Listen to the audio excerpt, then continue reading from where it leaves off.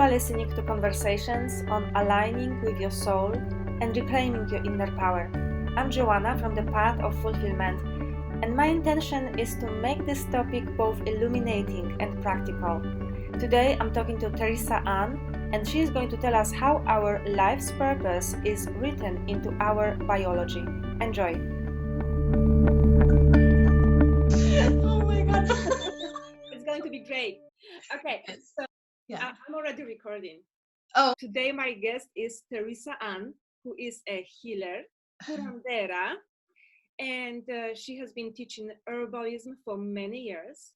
But today specifically, we are talking about this one brilliant tool she's using to help people find their life's purpose. Welcome, Theresa. Hello. Okay, so tell us about the scientific fingerprint analysis. Okay, so it's called scientific hand analysis, and it basically goes over the blueprint that you find in your hands. So we all are born with fingerprints. They develop in the womb between 14 to 16 weeks gestation, and they pop up like a topographical map. I'm pretty sure I said that right. Right? And it creates wave patterns, which we call fingerprints, and they're very unique. And there's 4 basic types of prints that show up on the hands. And depending on which finger and what kind of fingerprint it is, that will tell you your life's purpose, your life's lesson, and your life's school. And the other parts of the hand, you have up to 18 possible gift markings, and then you have the major lines in the hands, which I did bring a Sharpie to show you. So, for example, these major lines, we have the heart line. Woo! Some aren't as wobbly as that, right? But the heart line is going to end somewhere over here. There's 4 possible types of heart line, and some people have as many as 3.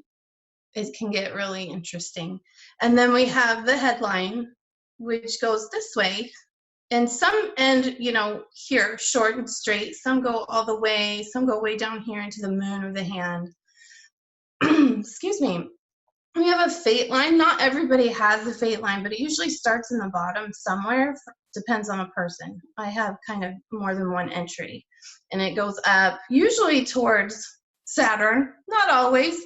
And then you've got a lifeline, which is not going to tell you when you're going to die. There's a lot of different kinds of lifelines, and it really has nothing to do with the length of your life, but it's really very fascinating what you can find out about yourself in there and your family of origin. But anyway, the lines in your hands can change over time because they're basically a physical representation of the neural pathways that you have going on in your brain. I know that. Right? It's super cool. Science blows my mind. So basically, as we change our thought patterns and we change our feelings and then we change our behaviors, we create whole new neural pathways in the brain, and then it can change the lines in our hands. Pretty amazing. And we also have challenge markers in the hands as well. So there's just a lot of information in your hands, but the only ones that aren't ever going to change are the fingerprints. Okay, let's talk about this, because this is specifically about life's purpose. And I forgot to mention this tool is great because life's purpose is kind of written into our biology. Yeah. There are so many things I want to say about this, because you did this report for me many years ago, and it was like 17 pages, and I was very impressed. What is it telling me? But I want to bring us back to the life's purpose, which is in our fingerprints. So tell us more about it. When you do the report for somebody, what this report will tell a person. Well, it's going to tell them what their highest potential is. It's not a predictive process. So like, it's not going to say, you're meant to be a gifted healer and predict that that's going to happen. It means it's your highest potential to make that happen, but it's still up to the person. Is there 14 possible basic life purposes? How many? But everybody has a different combination. Some people might have 10 loops, and so that's really rare, but actually my one of my daughters has that. And so her life's purpose is all about the school of love. And one of her fingerprints is going a different direction. And so that would be the indicator of maybe her focus, if that makes sense. So that's just one example of a life's purpose. Is her job is to figure out how to manage her emotions in a really healthy way. And she has other aspects, you know, to look at, but there's so much involved in just the school of love. So many times people in the school of love will swing back and forth between having explosions of emotions, and others just tend to stuff them all down. And it's really interesting to watch how she wants to explode, but she's stuffing it down. And so that's what some people do too, because they haven't learned. She's young. She hasn't learned how to communicate in a way yet that is effective. You know what I mean? And so it's her choice. She would rather not say than say all the really mean stuff she knows she's thinking. Does that make sense? She knows that's not useful and that's really not going to get what she wants, but she doesn't know how to do it, so she's kind of stuffing. And then she's dealing with those consequences. It's really an interesting thing to have to deal with. And then obviously you and I are, you know, really into this practice of knowing that everything outside of us is actually not what causes all these feelings. It's our thinking about everything. And that's also something that's really challenging for teenagers to figure out, I mean, let alone for adults, right? That these outside people, these outside events aren't actually causing us to feel what we're feeling. And we think we want to explode because it's all them. Well, even if we are into this and we know this, it's sometimes very hard to remember it. Oh, sure, right? In the moment? Oh my goodness. Yes. Yeah. And then learning how to be okay with just sitting with that. Just sitting with that feeling, whatever it is. People don't like to feel the negative stuff. They want to get through that as much as possible. And if that means changing somebody else, they're going to go for that option. Yes. Why can't you drive better? Why can't you be nice? Or, you know, whatever it is. Yeah, tell me about it. Yeah. And I want to say not every life purpose for everyone is that they're going to be an entrepreneur with it. Okay, I think it's possible if that's what they want.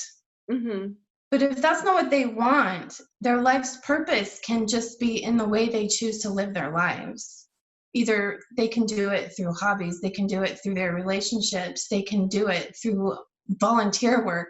They can still fulfill their purpose without owning their own business and being an entrepreneur. It's just that I think you and I tend to draw people to us that would like to be entrepreneurs. Does that make sense? Well, I do. Speak for me. Not in my case.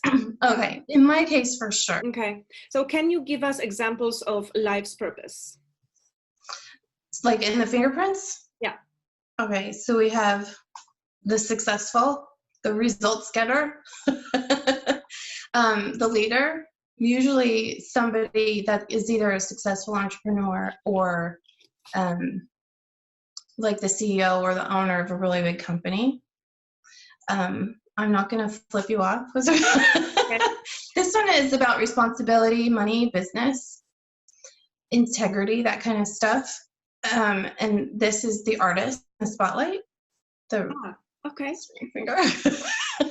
And this pinky is about being the author and the speaker. Where is the healer? Yeah. The healer is down here. It's the gift marking. The medical stigmata is the gifted healer. And it's in both hands. Oh, I forgot that was right there. Okay. Matriarch or patriarch, right? It's a leader of a community. And passions, living your passions. And this is the mentor. This has a lot to do with integrity. A lot of people with the mentor as their life's purpose don't really come into it until they're older, halfway through life, because they've had to learn so much and practice so much and learn integrity so much, right? To walk the talk and practice what they preach and all that stuff, that it may not really blossom until they're halfway done living. And there's nothing wrong with that. I know people who are in their 70s that just become life coaches that are incredible life coaches, and they still, who knows, they might have 30 years to go or more, right? It just depends on the person. So it's never too late. So I think a lot of people stress about how old they are, and they think it's too late, or they've wasted their lives or wasted all this time and they still don't know what their purpose is. There's no need for all that negative self-talk. It's never too late to fulfill your life's purpose and to feel good about yourself. And it's always worth it. This is the innovator. Mm-hmm. And then this one is, well, I remember the life lesson so much because so many people in my life have that life lesson. But it's an inspirational communicator, and it has a lot to do with inside. So that one's more of the healer energy, is that left side. Because if you have the left finger, the left pinky with the right ring finger, that's the artist, the healing artist in the spotlight. And they have a public impact in the world, in the healing arts. They're just creating these amazing systems of healing for people and making a huge impact in the world. What you just described, it helps me to, and I think it would be helpful for people to stop doing it to themselves, like asking, why can't I be like this person? Why can't I be the big shot? Why can't I be a CEO? Why can't I make money? Why can't I be the artist in the spotlight? Well, because you do not have that in your fingerprints. This is not your life's path, but it may be somebody else's life's path. But even if you are getting this detailed report, it's not like you just got a manual for leader, how you are going to be the matriarch. Right. I see it so much out there that we want others to tell us what to do. Right. We want others to outline this path for us. Tell me what to do. How do you do this? Right. Give me the checklist. You and I talked about this importance of taking action, which is like so hard. Depending on the person.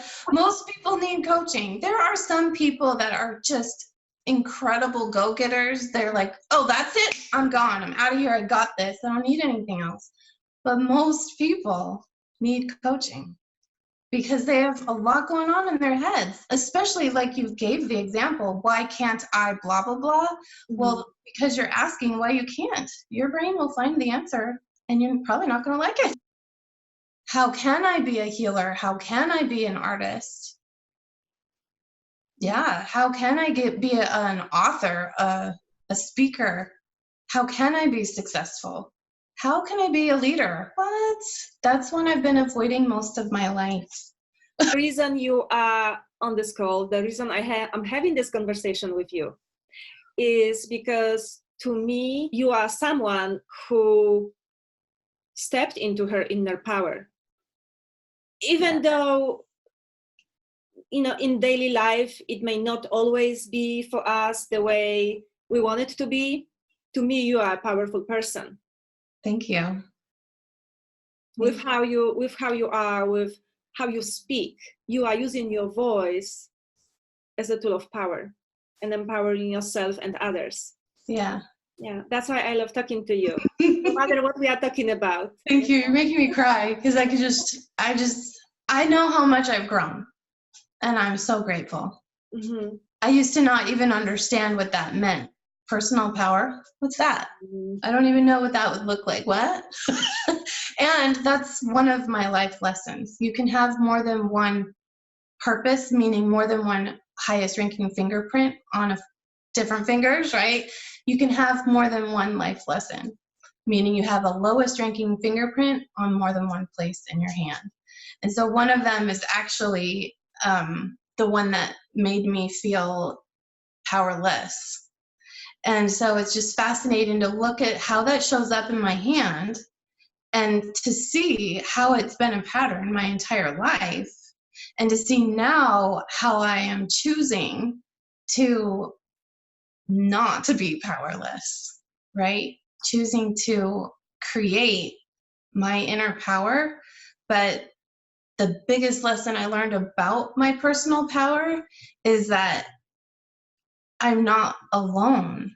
Like I hope I'm making sense, but it's through my connection with spirit, through my conversations and interactions with my ancestors and my angels, and realizing how much they love me, that gives me the courage and the strength and the power to own my life and not feel like a victim, and to know that I'm not a victim, to know that I can figure this out. And the reason I can figure it out is because I'm not alone. Does that make sense? I'm always surrounded by so much love and support, and they're always giving me, well, the love, but also sometimes some pretty amazing ideas on how I can help people. Mm-hmm. Or like when I'm writing the reports, I receive more information. You know, I like to really take the time to study people's hands so that when I am writing the reports, I get more individualized information for them, mm-hmm. like a channel. And I don't do that alone. That's just not who I am. Mm-hmm. But thank you for saying that. It's because I've got a wonderful team.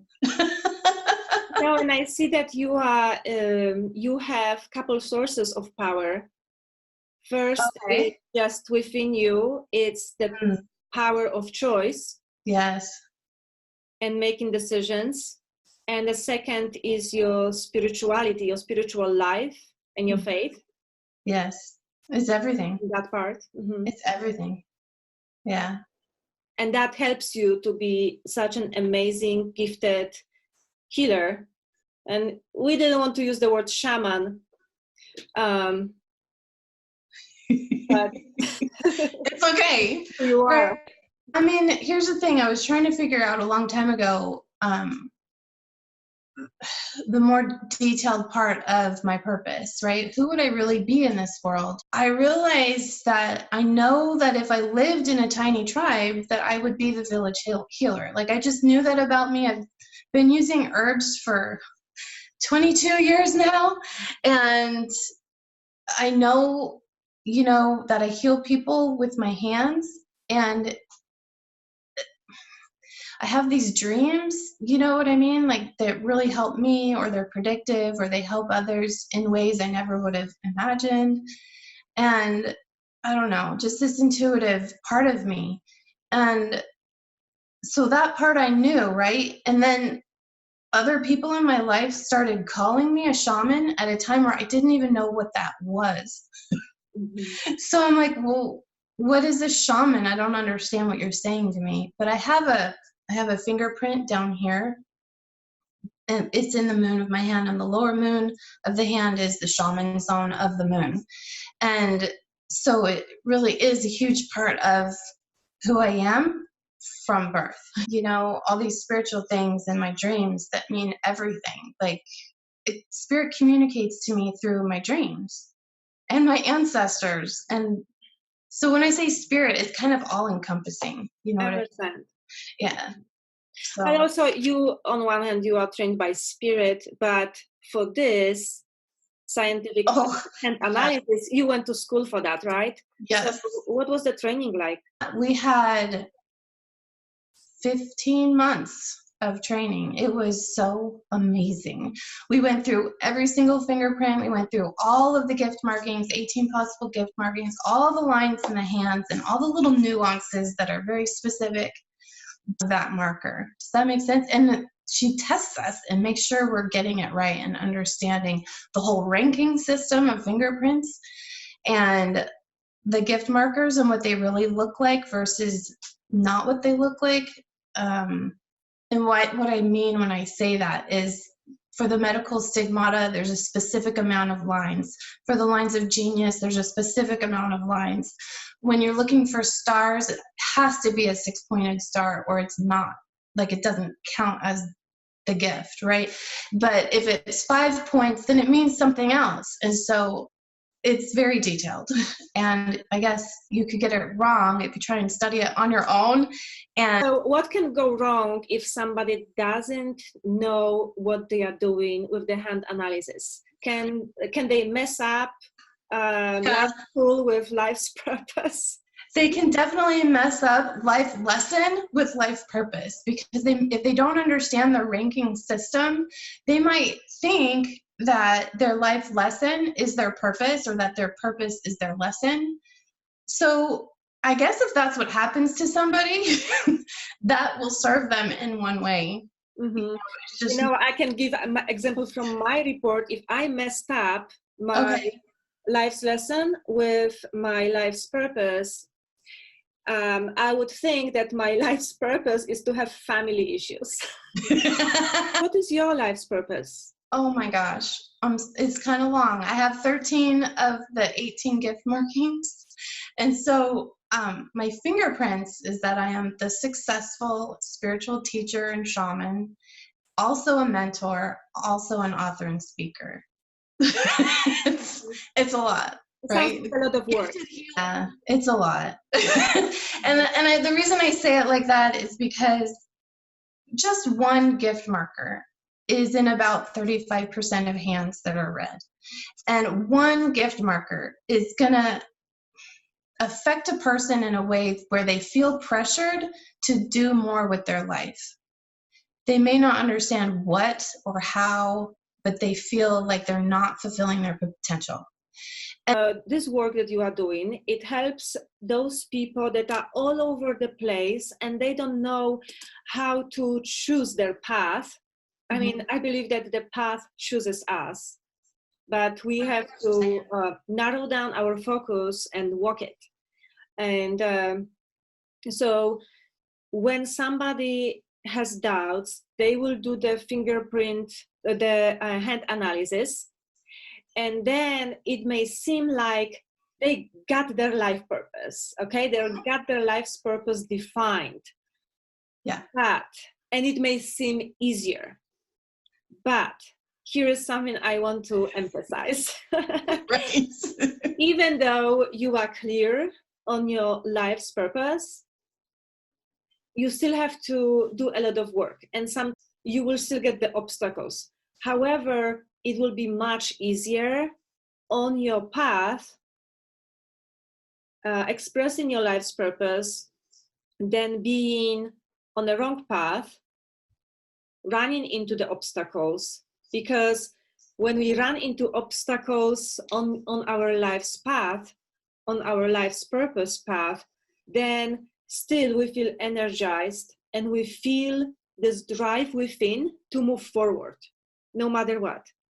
But when we are doing something else that we're not supposed to do, and obviously we run into obstacles, what happens is that it really sucks the life's energy out of us. It kills our soul. And I had it in my life. And when I hear somebody saying that I feel I will die, then it's a clear indication that the person is not even doing what they're supposed to be doing. It happens in personal life. Like some people think they will die in a marriage and that's why they get divorced. It happens in a line of work, like it was for me.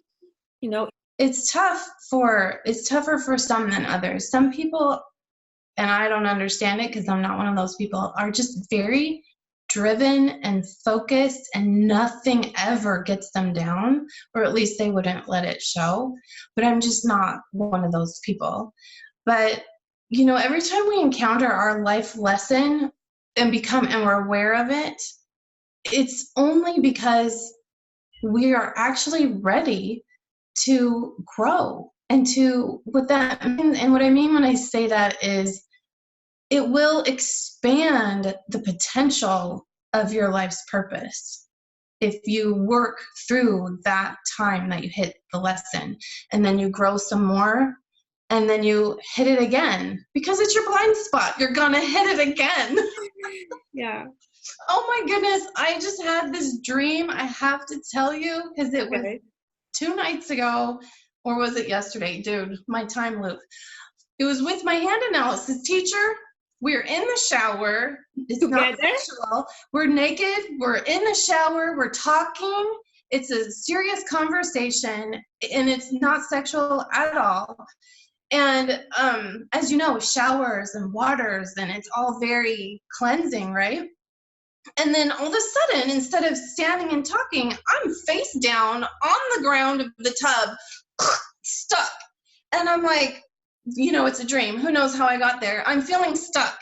And she's just standing there watching. She's not going to help me. I'm like, can't move, start to panic, breathe, okay, can't move. Oh my gosh, like I'm like totally stuck. And I'm thinking, and I know she's not going to help me. But here's an improvement for me. I'm not mad at her for not helping me.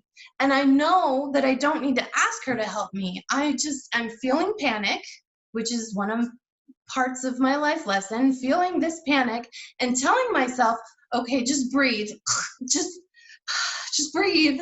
I'm going to figure this out.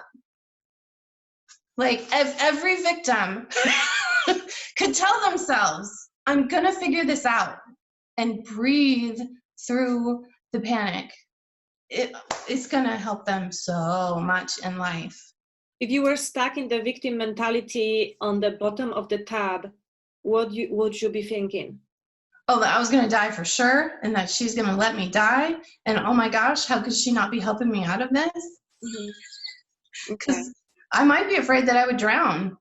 And isn't it amazing? Last October, 2 things happened. Something happened to me, and I also decided that same month, because it wasn't, I can't talk about it legally yet. But something happened to me last October, and it created some things for me. And I also, at the same time, have been dealing with something else, you know, that's lifelong. And that was showing up as patterns in my life, victim patterns in my life. And I decided I'm done with this. I'm done. And I seriously went into major prayer mode and meditation. And I was like, that's it. I'm done. I know this is a problem with my thinking, most of all, and the way that I perceive. And I know that I know better than this, if that makes sense. Because the way that I really believe is that nothing happens to us, and that this is all wanted before we were born. And then here I was born, and I forgot what I wanted before I was born. And so that's me dealing with all of that. But that really helps me feel good about my life, and it helps me to take back the power of my life. And so anyhow, this last October, and then ever since I made that decision, I am done with this, and y'all are going to help me figure it out. They did. It was almost immediate. Just perception shift after perception shift after perception shift, being reminded of the teachings that I already knew and came to find answers on my own years ago, but I had pushed them all aside because I chose thinking that brought me down instead of embracing what I know and what I truly believe. And I truly believe that spirits are real, that there is a higher power, and that I chose all this stuff before I ever got here for my good, for everybody's good. So this is just an example how you used your mind and your thinking And my faith. Yes, and your faith to reclaim more of your power. That's right. So can you tell me what transformations have you noticed in people for whom you did the scientific hand analysis? For most of the people that had a reading with me, usually the women, because I don't see a lot of men, so usually the women have an emotional response. I don't want to call it a breakdown because they're not sad. It's like this emotional release of feeling recognized, being seen for the first time in their lives for who they really are, and seeing their gifts and their natural potential that they knew probably already, but they just got validated. They've had it their whole lives. It's like Dorothy in her shoes. I want to click my heels, but it's not going to show. But they've had this map with them their whole lives. It's a gift from their soul to help them navigate life. And now they're being completely validated in who they are, why they are the way that they are, and what potential they have to make a contribution to their life, to the world, to their family, whatever it is for them. That's the biggest transformation. And I think, in a way, it's giving them permission to do this, even though they don't need permission from anyone. But we think we do. Well, we think we do, which is just a thought. This is not a fact. Right. But this, if somebody has not stepped into their power yet, they are still living in the realm of, oh, I need permission from somebody. I need somebody to tell me I can do this. Yeah. This report is giving them this permission. Right. To step into this. So if somebody is not in Phoenix, and they would like to have the scientific hand analysis done by you, what's the process? It's really easy. They pay me. I send them a hand printing kit with detailed instructions, and I'll send a video too if they need it. But it's very detailed instructions, so they would print their whole hands and their fingertips, and then they send it back. And so either they can mail it back, or if they have really high definition scanning abilities, they can email it. And so if I can open it on my computer and it's legible and it's nice and clear, then they don't have to mail me anything back. So it can actually read hands for anybody in the entire world, which is super awesome, right? So connected. And that's it. We set the appointment after I get the fingerprints back. And I do set a time limit because I only want to work with people that are really bound and determined to know and fulfill their life's purpose. So I set time limits. They pay me, I send the kit. They have 30 days to get it back to me. If something serious happens to knock that off timing a little bit, fine. But otherwise, I won't give a refund for that.